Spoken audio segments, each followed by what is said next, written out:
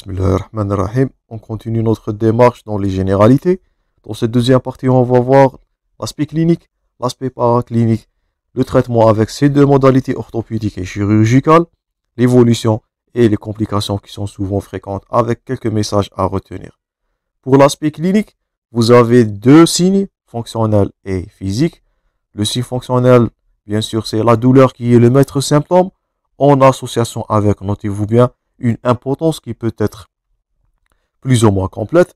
Cette impotence, elle est due à la douleur qui est réveillée par la mobilisation du membre. Donc là, dans l'illustration, il s'agit d'une impotence de la main ou du poignet. Là, voilà une impotence au niveau de l'épaule. Vous allez revoir cette dernière au niveau du cours concernant la luxation de l'épaule. Donc, selon le segment qui est concerné, vous allez noter douleur avec une impotence. Ça, c'est premièrement signe fonctionnel des complaintes du patient. La deuxième, ou bien les deuxièmes signes qui sont physiques, et notez-vous bien, votre examen il devrait être de façon comparative avec le côté sain, et vous avez la triade. Vous avez premièrement déformation, vous avez deuxièmement l'œdème, notez-vous bien cet aspect œdémateux. Donc, cet aspect, vous allez revoir dans le cours fracture bimalléolaire. Donc, ce dernier, cet œdème, il faut agir avant que ce dernier va s'installer. Donc, la réduction, si on vous pose la question dans la fracture bimalléolaire, donc c'est une urgence, on doit faire la réduction avant l'installation de l'œdème. Ça serait difficile, voire impossible, de faire une réduction anatomique. Donc, premièrement, douleur, signe fonctionnel, la triade, déformation, œdème en association avec des ecchymoses. Si vous avez cette triade avec une impotence, il s'agit fort probablement d'une fracture. Donc là, voilà. Vous pouvez dire, dès que vous allez jeter l'œil sur cet aspect-là, que le patient il est en train de souffrir d'une déformation, un œdème qui est situé au niveau de la malléole externe du pied gauche, avec ces ecchymoses, vous allez dire qu'il s'agit là d'une fracture de la cheville, fort probablement fracture bimalléolaire selon l'interrogatoire. Deuxièmement, la douleur. Si vous allez palper cette région-là, une douleur esquisse au niveau du foyer de la fracture, douleur intense, la mobilisation. Faites attention, il ne faut pas mobiliser le patient dans la phase chaude post-traumatique. Pourquoi? La mobilisation, elle est anormale, elle est douloureuse. Il s'agit des crépitations osseuses, ce qu'il ne faut pas faire. Donc, il ne faut pas rechercher à immobiliser ou bien à mobiliser le patient à la phase chaude du traumatisme. Souvent, dans certains des cas, maintenant, gardez-vous bien cette deuxième triade, il s'agit d'un raccourcissement possible du côté fracturé par rapport au côté sain. Vous êtes en train de noter qu'il s'agit là d'un raccourcissement du membre inférieur droit, mais il ne s'agit pas seulement du raccourcissement, il s'agit d'une triade. Je vous invite à noter cet aspect-là par corps. Donc, il s'agit d'une flexion, premièrement, il s'agit d'une rotation externe en association avec raccourcissement. On répète, flexion, rotation externe, raccourcissement, c'est un aspect typique devant une fracture de l'extrémité supérieure du fémur, surtout une fracture pertrocantérienne. Donc, si vous avez cet aspect-là, dès que le patient arrive aux urgences, vous allez penser directement à une fracture de l'extrémité supérieure du fémur, voire une fracture pertrocantérienne. Là, voilà encore. On répète, flexion, rotation externe, raccourcissement. Regardez-vous bien cette triade. On va revoir dans le cours concernant fracture de l'extrémité supérieure du fémur. Là, voilà. Il s'agit aussi d'une classification de Gardner. Donc, on va la revoir aussi dans ce même cours. Donc, cette classification, elle est basée ou bien elle va nous indiquer le degré de gravité ou le critère est-ce que la fracture elle est engrainée ou non. Et ça va nous permettre d'éviter un piège. Quel est le piège? Donc, notez-vous bien dès maintenant dans votre pratique médicale, pas seulement dans le col fémoral. Donc, lorsqu'il s'agit d'une fracture, faites attention à devant des fractures qui sont engrainées. Parfois, la fracture, elle est engrainée. Engrainé veut dire que les deux segments, ils sont rapprochés. Voilà un aspect premièrement. Donc, selon la classification de Gardner, type 1, c'est engrainé. Type 2, 3, voire 4, il s'agit d'un déplacement ou un éloignement des deux fragments. Donc, engrainé veut dire les deux fragments qui sont jointifs, qui sont rapprochés. Lorsque vous allez faire votre manœuvre, vous allez transformer cette fracture non ou bien cette fracture engrainée vers une fracture non engrainée. Donc c'est un piège diagnostique, notez dans votre support. Fracture sans déplacement qui est engrainée, elle est peu douloureuse, il n'y a pas de déformation, donc pas toujours il s'agit de la triade qu'on a citée précédemment, et elle est très méconnue. Elle expose le risque. Donc si on vous pose la question devant une fracture engrainée, le risque, c'est le déplacement secondaire qui peut lourdement aggraver le pronostic et les complications du traitement. Par exemple, si vous avez, on répète, selon la classification de Garden, notez bien ce terme-là, on va revoir cette classification de Garden avec la triade qu'on avait dit précédemment, flexion, rotation externe avec raccourcissement dans les fractures de l'extrémité supérieure, voire le col fémoral ou bien fracture pertrocantérienne. Donc l'exemple, fracture engrainée du col fémoral en coxa valga, valgus, c'est le grade 1 de Garden. Elle est méconnue, elle peut transformer vers une fracture déplacée en coxa vara. Donc une fracture de type 1, selon Garden 1, voilà une fracture engrainée, méconnue à la radiographie. Vous ne pouvez pas dire qu'il s'agit là d'une fracture, c'est difficile. Elle peut transformer par déplacement secondaire vers une fracture Garden 3. Voilà encore des autres illustrations pour mieux comprendre. Donc voilà un Garden 1, fracture qui est engrainée, on répète, qui peut transformer dans certains des cas à Garden 3 et vous avez l'aspect en valgus ou bien varus. Donc valgum ou bien valgus qui peut transformer vers un varum. On dit ça, c'est une fracture qui est engrainée. Faites attention à ce piège diagnostique. Donc ça, j'espère que c'est clair pour premièrement la clinique. Maintenant, on va passer à la paraclinique, la radiographie. Donc l'examen de choix, c'est la radiographie simple. Donc elle va confirmer le diagnostic, elle va préciser les caractéristiques anatomiques de cette fracture. J'espère que vous vous souvenez de la partie précédente où on avait parlé sur les traits des fractures, le nombre de fragments, la notion de communition. Vous pouvez consulter cette vidéo, elle est toujours disponible dans la même série. Donc elle doit comporter tout le segment du membre intéressé sur les deux plans de l'espace. Si on vous pose la question, l'examen de choix donc sont deux radiographies de face et de profil. Donc c'est là le bilan paraclinique à prescrire en première intention.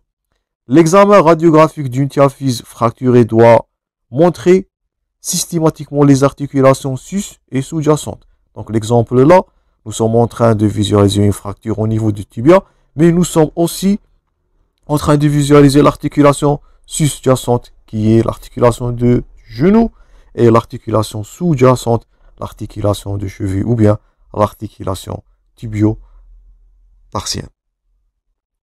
Donc trois conditions. Radiographie de face, de profil, s'il s'agit d'un diaphyse, les deux articulations sus et sous-jacentes.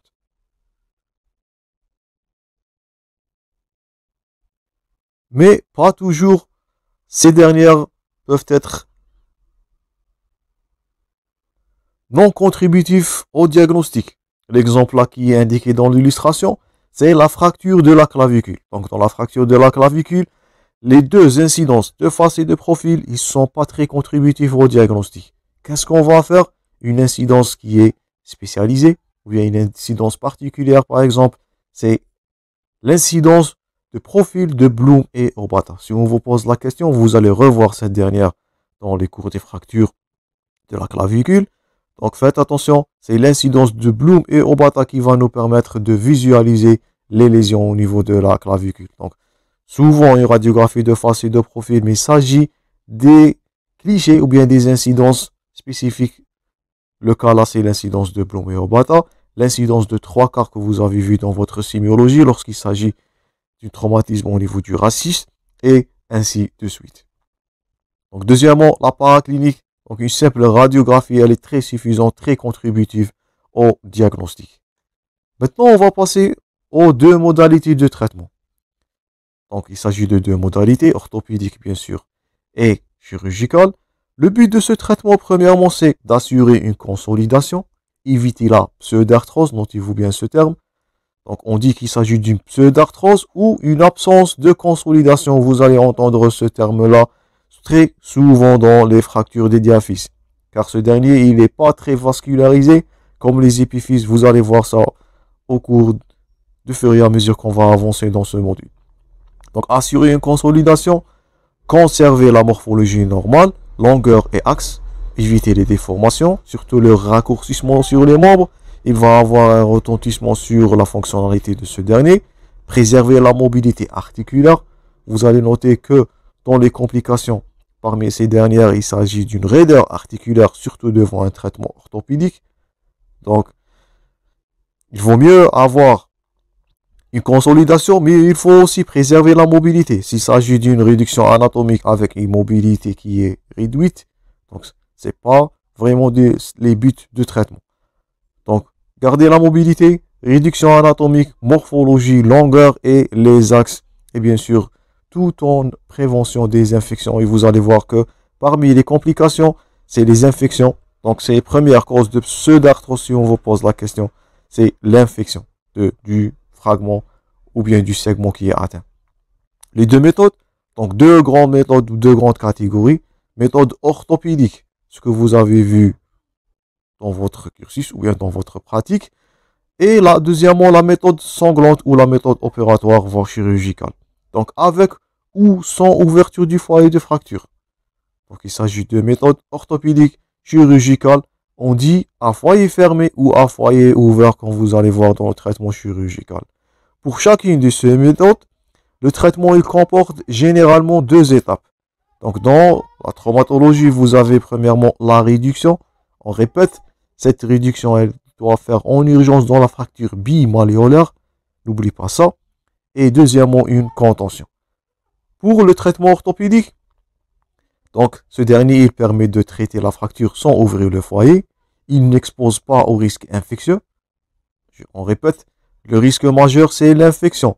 C'est la première cause de pseudarthrose ou d'absence de consolidation. Et ça va aggraver le pronostic vital et fonctionnel du membre. Donc, il n'expose pas ce dernier traitement orthopédique au risque infectieux, mais il comporte une immobilisation très longue. Lorsqu'elle est prolongée, elle peut rentrer des troubles trophiques, des raideurs articulaires, voire des amyotrophies. Donc, voilà un traitement orthopédique. Voilà un traitement chirurgical. Et le voilà, les complications. Donc, soit une raideur articulaire dans le traitement orthopédique, ou bien ce que vous êtes en train de voir dans l'illustration, troubles trophiques, ou bien voir raideur articulaire. Ce sont les deux complications majeures si on vous pose la question pour le traitement orthopédique. Donc, les bénéfices, ou bien les avantages du traitement orthopédique. Éviter l'ouverture, garder les matons fracturaires qu'on va voir dans juste quelques illustrations, mais il expose à deux risques majeurs si on vous pose la question. Raideur articulaire, surtout au niveau du coude, vous allez voir cette complication. Raideur du coude qui va être répétée dans les fractures du membre supérieur, voire dans certains des cas amyotrophie. Et troisièmement, chez l'enfant, faites attention au syndrome de Volkmann qu'on va voir dans juste quelques illustrations. Premièrement, pour la réduction, elle peut être obtenue d'emblée par des manœuvres externes ou bien grâce au relâchement musculaire qui est procuré par l'anesthésie. Donc cette réduction, elle procède par manipulation directe des fragments ou par l'intermédiaire d'un cadre réducteur ou une table orthopédique. Voilà toujours les risques amyotrophiques.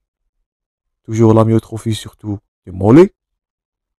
Voilà la réduction. Elle peut être automatique ou bien spontanément par l'anesthésie ou bien l'examinateur ou le médecin traitant il doit faire le recours à une table orthopédique. Et voilà une table orthopédique dans l'illustration. Cette dernière, elle peut être obtenue soit directement, vous allez voir cette manœuvre-là dans la réduction du luxation de l'épaule, prochain cours, ou bien par façon progressive. On dit une extension continue. Donc, elle est exercée selon deux modalités diverses. Donc, là, voilà. C'est un examinateur qui est en train de faire une traction qui est directe, qui est spontanée, qui est immédiate, ou bien dans certains des cas, surtout dans le membre inférieur, lorsque le patient ou bien lorsque l'examinateur ne peut pas avoir une extension directe par manœuvre manuelle, il va avoir un recours sur des extensions continues. Ces dernières peuvent être soit par une bande adhésive, là voilà une traction du membre inférieur, voilà une bande adhésive, ou bien dans certains des cas, on peut avoir le recours à un étrier, ce que vous êtes en train de voir là. Donc voilà un étrier, donc c'est une méthode plus invasive, donc une traction peut être soit par une bande, ou bien par un étrier inséré au niveau du segment. Vous allez revoir ça lorsqu'on va voir les fractures dans notre prochain chapitre sur le membre inférieur. Voilà encore des autres illustrations d'un étrier inséré au niveau du plateau tibiaux pour faire une traction du membre inférieur. Donc soit réduction totale partielle ou bien réduction immédiate, voire une réduction progressive en extension continue. Vous allez revoir cette notion d'extension lorsque vous allez entamer la deuxième série de vidéos qui est dédiée sur la pathologie infantile. Chirurgie infantile, vous allez voir la notion d'extension ou bien de traction continue et traction de zénith lorsqu'il s'agit de cours sur les luxations congénitales de la hanche. Deuxième phase du traitement orthopédique, bien sûr, c'est la contention. C'est un plâtre d'immobilisation, généralement sur les articulations sus et sous-jacentes. Il maintient le membre en position de fonction, si on vous pose la question, pour éviter les raideurs articulaires, rarement en position de réduction. Il doit être moulé exactement sur le membre, éviter les pressions excessives sur les saillies osseuses, risque des escarres, on va voir ça dans les complications, compression des éléments nobles, donc vous pouvez avoir une compression sciatique, poplité externe par exemple, compression nerveuse, c'est parmi tout ça, c'est parmi les complications d'un traitement orthopédique, en association de la raideur, la myotrophie, vous pouvez avoir les escarres, je vous invite à noter ça, voire des compressions nerveuses. Ce plâtre, il doit être surveillé. Donc, il convient de dépister les troubles circulatoires, les œdèmes. Ils peuvent signifier que le plâtre, il est trop serré, surtout chez un enfant. Faites attention, méfiez-vous au syndrome de Volkmann. Les séquelles, ils sont irréversibles. Donc, surveillez aussi des gènes circulatoires. Ce dernier sera prévenu et traité par la surélévation du membre ou bien, dans certains des cas, on va enlever et refaire totalement cette contention ou bien ce plâtre. Donc voilà, un plâtre, ça là c'est la position de fonction de la main en pronation. Donc pour éviter les raideurs articulaires au niveau des articulations interphalangiennes. Là toujours, en flexion pour le coude. Donc la position de fonction du coude c'est en flexion. C'est pour cela on fait le plâtre en cas de flexion au niveau des membres supérieurs en flexion pour éviter les raideurs du coude. Malgré que ça, si la contention elle est prolongée, vous pouvez avoir la majeure complication. Toujours gardez-vous en tête, on répète, devant une fracture du coude ou bien une immobilisation plutôt du coude, c'est une raideur articulaire au niveau de ce dernier. Là aussi, donc une surélévation pour éviter les risques thrombotiques, surtout s'il s'agit d'une fracture au niveau du membre inférieur.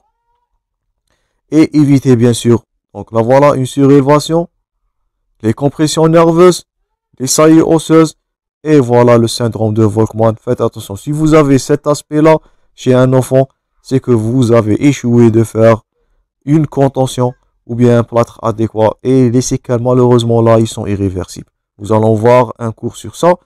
Il s'agit premièrement des signes d'alarme que vous êtes censé de les connaître par cœur. Si vous avez les signes d'alarme, il faut enlever le plâtre ou bien la contention avant de voir cet aspect-là. Si vous avez cet aspect-là de flexion du poignet, notez-vous bien extension de l'articulation métacarpophalangienne avec flexion des articulations phalangiennes ou bien des doigts, ça on dit il s'agit flexion, extension, flexion, et il s'agit d'un syndrome de Volkmann. C'est un aspect typique. Malheureusement, ce dernier, il est irréversible. Faites attention au syndrome de Volkmann. C'est aussi une urgence. Il faut enlever le plâtre. Il faut surveiller la mobilité active des segments. Dépister une paralysie secondaire et des compressions. Donc, secondaire, cette compression peut être après quelques jours. Il faut aussi assurer que le plâtre n'est pas devenu trop large. Pourquoi? On répète, il s'agit premièrement d'un œdème. Donc le plâtre, il ne doit pas être totalement serré. Il ne doit pas aussi être trop large. Donc lorsque le patient a du œdème et il s'agit d'une résolution de ce dernier, il pourrait avoir une fente au niveau de cet œdème, ou bien au niveau du plâtre, et cette fente-là, elle va avoir, ou bien elle va faciliter une complication qui est l'angulation ou bien la déviation du membre, surtout lorsqu'il s'agit d'une fracture au niveau d'une diaphyse. Donc, ce qu'il y a à retenir, traitement orthopédique veut dire suivi. Donc, il faut également dépister les infections qui vont se développer sous plâtre.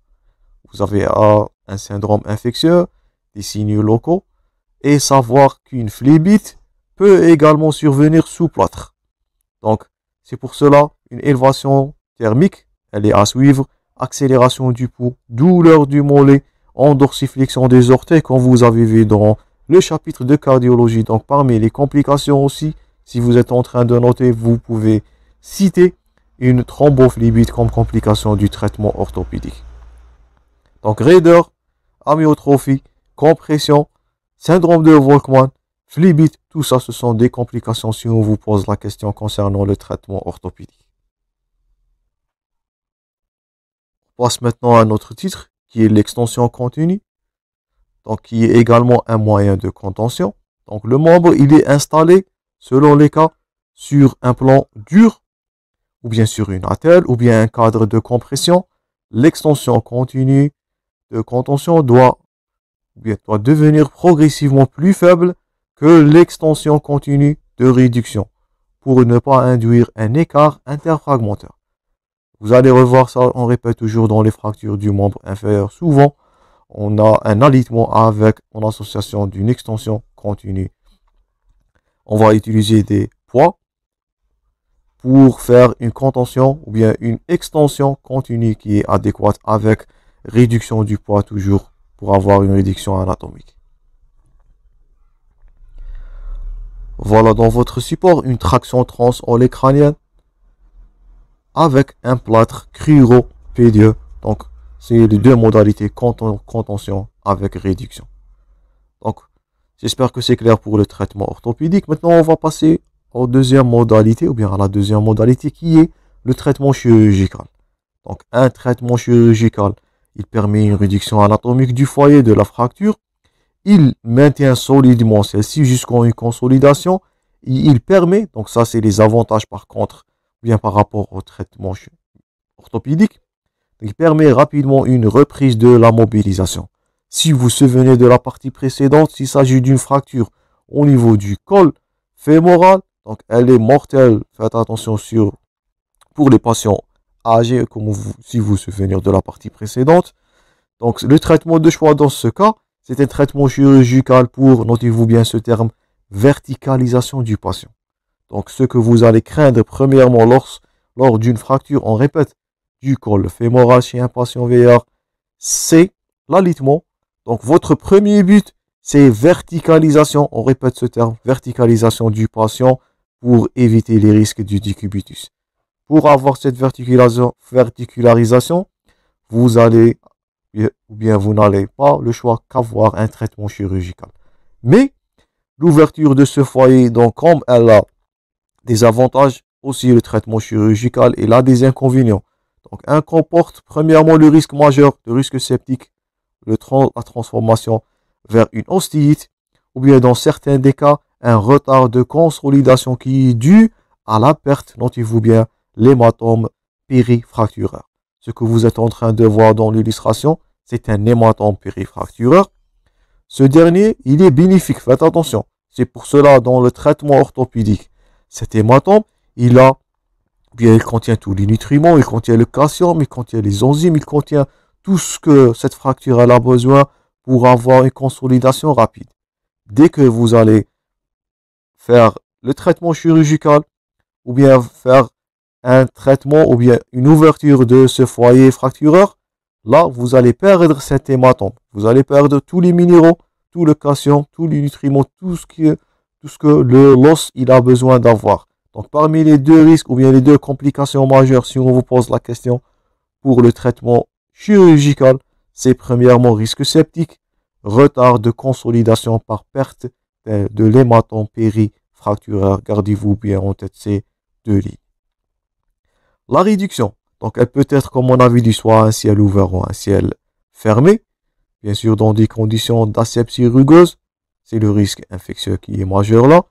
Donc, et éviter la dévascularisation des fragments. Cette réduction, donc parfois elle est réalisée à un ciel fermé sur table orthopédique si le matériel de contention peut être introduit à distance. Donc, traitement chirurgical de méthode.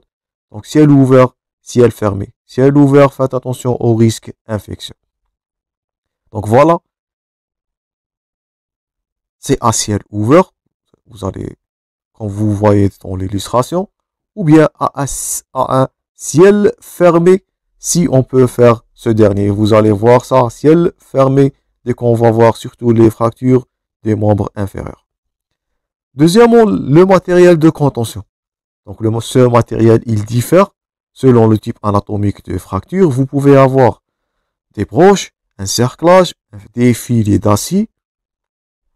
Donc voilà, des vis, ou bien des broches. Là aussi, des broches qui sont utilisées pour, faites attention, fracture du col fémoral. Toujours, c'est une urgence. Voilà un fil d'acier qui nous permet de faire de l'obanage. Vous allez revoir la notion d'obanage lorsqu'on fera le cours concernant les fractures de l'olecrane ou de la rotule, ou bien des vis qui sont utilisées dans les fractures épiphysaires, apophysaires. Donc, en complément pour certaines fractures diaphysaires, donc on pourra avoir un affrontement des fractures spiroïdes, des réassemblages des fractures plurifragmentaires, tout ça, on va utiliser pour avoir ces résultats, un traitement par des vis ou par des broches.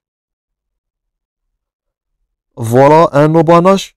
Donc, le terme obanage veut dire brochage avec cerclage. On répète, vous allez revoir cette dernière.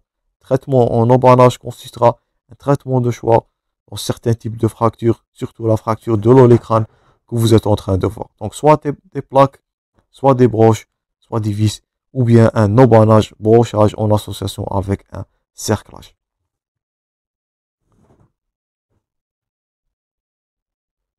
Voilà toujours l'obanage de l'olecrane. Voilà l'obanage de la rotule. Donc, vous pouvez saisir ces deux notions dès là. Donc, ce sont des deux traitements de choix dans certaines fractures, soit de l'olecrane, soit de la rotule. Dans le cas où il s'agit d'une diaphyse, on peut avoir le recours à une plaque vissée. Là, voilà les plaques vissées. Donc, les formes, ils sont multiples. Là encore, c'est une plaque vissée qui est utilisée pour consolider une fracture unituberculaire. On va revoir cette dernière dans les fractures des plateaux tibiaux, ou bien pour fixer une fracture bimalléolaire, toujours des urgences, ou bien dans certains des cas, lorsqu'il s'agit d'une diaphyse, on peut avoir le recours, l'aspect que vous êtes en train de voir là, c'est l'enclouage centromédulaire. Cet enclouage, il est utilisé, faites attention, pour les fractures diaphysaires pour éviter le décalage ou bien l'angulation de ces deux segments. Donc c'est parmi les complications majeures d'une fracture diaphysaire. Parmi les avantages de l'enclouage centromédulaire, c'est que ce dernier peut être fait à ciel fermé, donc éviter les risques septiques et consolider une fracture, éviter les décalages, éviter les cales vicieux, éviter les angulations des diaphyses ou les os longs. Donc, une autre modalité que vous devez connaître, donc là voilà la manœuvre pour faire introduire un enclouage centromédulaire de la diaphyse fémorale. Elle consistera à un traitement de choix de certains types, comme vous allons voir dans notre démarche dans ce module. D'autres modalités, donc c'est clou-plaque. Donc ce que vous êtes en train de voir maintenant dans l'illustration, c'est une association de plaques avec un clou. On dit qu'il s'agit d'un clou-plaque. Ou bien un plâtre moulé et prémoulé, donc ils sont préservés pour le traitement des fractures épiphysaires ou métaphysaires. Là, vous êtes en train de voir un clou-plaque qui est utilisé pour faire une consolidation des fractures de l'extrémité supérieure, voire du col du fémur. Donc, soit un enclouage médulaire, soit des plaques, soit des vis, soit des obanages. Faites attention pour l'olecrane et la rotule, ou bien une plaque vissée, ou bien on dit qu'il s'agit d'un clou ou gamma dans certains des cas, quand vous allez voir les fracture de l'extrémité supérieure du membre inférieur. Donc c'est un cours qui est très intéressant. Dans d'autres cas, lorsqu'il s'agit d'une fracture ouverte, donc on peut pas faire soit ni un traitement orthopédique, ni cet enclouage médulaire, ni les plaques, ni les vis. Donc on a le recours. Donc si on vous pose la question, donc le traitement de choix en cas de fracture ouverte, c'est le fixateur externe que vous êtes en train de voir. Donc ce fixateur externe, ou bien il est réservé aux fractures ouvertes. Donc fracture ouverte est égale fixateur externe. Quand la présence d'un matériel métallique, elle risque d'induire un risque septique. Donc déjà, le risque d'une fracture ouverte est septique. Une réintroduction d'un autre matériel métallique, ça va aggraver le risque septique encore et encore. C'est pour cela qu'on privilégie le fixateur externe. Il comporte des fiches ou bien des transfictions de l'os au-dessus et en dessous de foyers de fracture et une ou deux barres à l'union de consolidation qui assure donc la stabilisation. Donc on dit qu'il s'agit d'une stabilisation ou damage control pour cette localisation ou pour cette fracture. Donc fixateur externe, gardez-vous bien en tête, réservé pour les fractures ouvertes pour les stabiliser et éviter les complications. Toujours pour le fixateur externe, donc voilà la structure. Et dernière modalité de traitement chirurgical. Donc on a passé un simple clou, voire dernièrement donc une résection ou bien avoir une arthroplastie, donc remplacement total de l'articulation. Vous voyez là, donc c'est l'arthroplastie du col fémoral. Donc consistera le traitement.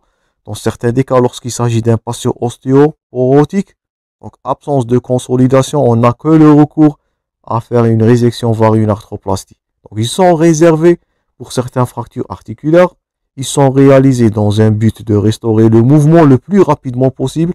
On répète, verticalisation du patient devant une fracture du col fémoral. Risque de complications de décubitus et de mortalité est de 95%. N'oubliez pas toutes ces notions. Donc elles peuvent être suivies par une reconstruction, par une prothèse. Là voilà une prothèse au niveau du genou. Voilà aussi une prothèse unicondylienne. Là aussi une prothèse qui est bicondylienne, donc ou bien prothèse totale de l'articulation du genou. Là voilà la fameuse prothèse cervico-céphalique. Gardez-vous bien ce terme-là. Donc elle est mise en place pour traiter les fractures du col fémoral chez un vieillard pour le but de le lever le plus tôt possible.